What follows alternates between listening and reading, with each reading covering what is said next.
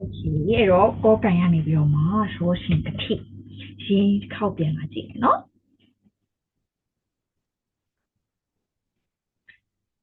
ကောကိုင်ရနေပြီးတော့ရောရှင်ထိရင်းနေကြည့်ရအောင်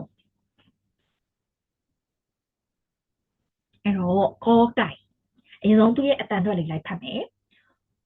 ကောကိုင်အန်ဝါကော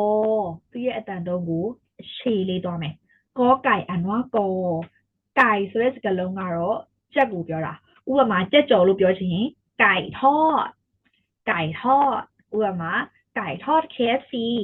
ကြက်ကြော်ကြက်ကင်လို့ပြောချင်ไก่ย่างဆိုပြီးတော့မှပြောလို့ရတယ်နော်ဟုတ်ပြီဒါဆိုရင်သူ့ရင်းနှီးလေးကိုလာကြည့်ရအောင်သူ့ရဲ့ရင်းနှီးကကြတော့နည်းနည်းလေးပေါ့နည်းနည်းလေးဆိုတာကတာသူ့ရဲ့ရင်းနှီးကကြတော့အောက်ကနေစစမယ်ပြီးရင်ဒီနာလေးမှာကြတော့သူကကြက်နှုတ်တီးလေးလိုဒီလိုလေးရေးတာနောက်တစ်ခေါက်ရေးကြည့်မယ်နော်အပေါ်အောက်ကနေပြီးအပေါ်ဆွဲမယ်ပြီးရင်ဒီလိုမျိုးလေးအားမဟုတ်သူ့အလွယ်တကူနေနဲ့နောက်တနည်းရေးလို့ရသေးတယ်ဒီလိုလည်းရေးလို့ရတယ်ကောไก่อ่านว่ากอไก่နောက်တစ်လုံးကขอไข่သူ့ရဲ့အတန်တုံးလေးကအမြင့်တန်ขอไข่อ่านว่าขอขอไข่อ่านว่าขอไข่ကိုขอလို့ဖတ်တယ်ไข่ဆိုတာကတော့ဥကိုပြောတာသူကမြန်မာအိတ်ခါမှာဆိုခခွေနဲ့တူတယ်အဲ့တော့ထိုင်းစကားလုံးမှာအဲ့လိုအဝိုင်းလေးတွေနဲ့ရေးတဲ့အခါကျရင်အဝိုင်းလေးရင်ဆောက်ရမယ်ဝိုင်းမယ်ပြီးနောက်ဆွဲရှောက်နောက်တစ်လုံးရေးကြည့်မယ်ဝိုင်းလေးဝိုင်းမယ်အဲ့လိုမျိုးလေးစကားလုံးအသေးနဲ့ရေးမယ်ဆိုလို့ရှိရင်လေဒီလိုဒီလိုရတယ်ขอไข่อ่านว่าขอနောက်တစ်လုံးကขอขวดขอขวดอ่านว่าขอขวดကိုขอလို့ဖတ်တယ်ขวดဆိုတာတော့ဘူးတွေပလင်းတွေကိုပြောတာဒီမှာขอขวดရေးနေရကြတော့သူကခုနကခေါ်ခိုင်နေတူပဲဘယ်နာပဲကွာသွားတယ်ခေါင်းလေးပဲကွာသွားတာခေါင်းလေးကဒီလိုမျိုးလေးဆွဲမယ်အောင်ဆွဲချမယ်ပြီးရင်အပေါ်တက်အဲ့တော့ခေါ်ခိုင်ကကြတော့ဒီလိုတစ်ခါလေးဆွဲတာနော်သူကကြတော့ဒီလိုမျိုးလေးနောက်တစ်ခါရေးကြည့်မယ်ขวดอ่านว่าขอขอขวดอ่านว่าขอနောက်တစ်လုံးကြည့်အောင်နောက်တစ်လုံးကကြတော့คอควายคอควายอ่านว่าคอควายကိုคอလို့ခေါ်တယ်ควายကကျွဲသူ့ရေးနည်းလေးကြည့်အောင်သူ့ရေးနည်းကကြတော့အဝိုင်းလေးဝိုင်းမယ်အောက်ဆွဲချမယ်ပြီးအဝိုင်းလေးဝိုင်းမယ်အောက်ဆွဲချမယ်ပြီးဒီလိုလေးအဲ့တော့ခေါ်ခွားရေးတဲ့နေရာမှာဒီလိုရေးလို့မရဘူးနောက်ခေါ်ခွိုင်းကိုဒီလိုရေးလို့လေမရဘူးဟုတ်ပြီနော်ခေါ်ခွိုင်းနောက်ခေါက်ဆိုကြည့်မယ်กอไก่ขอไข่ขอขวดคอควายနောက်တစ်လုံးကคอคุณคอคุณอ่านว่าคอ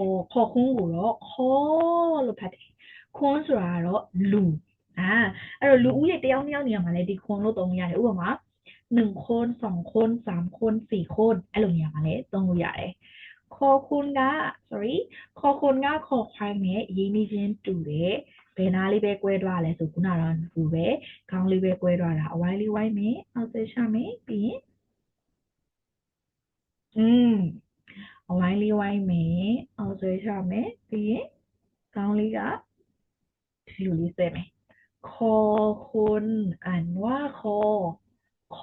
คุณอ่านว่าคอနောက်ဆက်กอไก่ขอไข่ขอขวดคอควายคอคุณนั่นลงละคอระคังคอระคังคอระคังอ่านว่าคอระคังကိုခေါ်လို့ဖတ်တယ်ระฆังဆိုတာကခေါင်းလောင်းခေါ်ระคังရင်းနှီးလေးကြတော့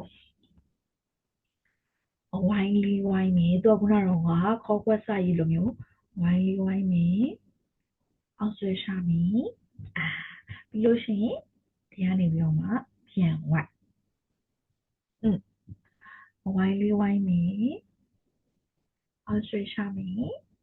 ပြီးလို့ရှိရင်ဒီကနေပြီးတော့မှပြန်ဝိုင်းခေါ်ระฆังอ่านว่าโคคอระฆังอ่านว่าคอနောက်လိုကတော့အလွယ်ဆုံးပဲသူကငองูงูဆိုတာတော့ငွေပြောတာငองูอ่านว่างององูကိုငอလို့ခေါ်တယ်ငองูကိုငอလို့ခေါ်တယ်သူရင်းနေကအဝိုင်းလေးဝိုင်းနဲ့အောက်ဆွဲရှာတယ်ဒီလိုလေးဝိုင်းလေးဝိုင်းနဲ့အောက်ဆွဲရှာတယ်ဒီလိုလေးဝိုင်းလေးဝိုင်းနဲ့အောက်ဆွဲရှာတယ်ဒီလိုလေး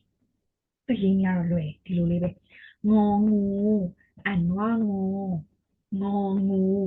อ่านว่างอအဲ့ထိပဲရေးလိုက်ဆိုကြည့်မယ်กอไก่ขอไข่ขอขวดคอควายคอคุณคอระฆังงองูนะคะกอไก่ขอไข่ขอขวดคอควายคอคุณคอระฆังงองูงองูที่อันนี้ဆိုကြည့်မယ်နော်